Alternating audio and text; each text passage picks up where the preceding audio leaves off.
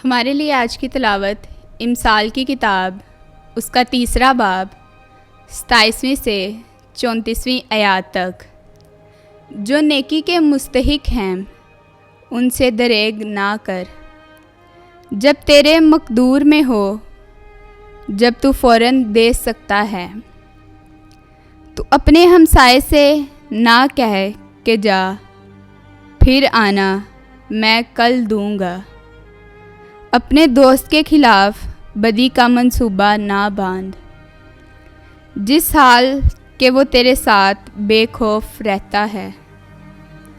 किसी इंसान से बेसबब झगड़ा ना कर, जबकि उसने तेरे साथ बदी नहीं की।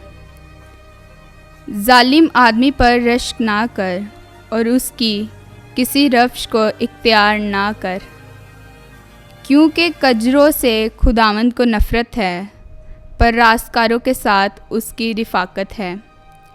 शरीर के घर पर खुदा की लानत है, मगर सादकों के मस्कन पर उसकी बरकत है।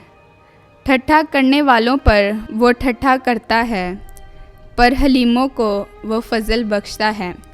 पाकलाम के पढ़े और सुने जाने पर खुदा की बरकत हो, खुदा का शुक्र हो।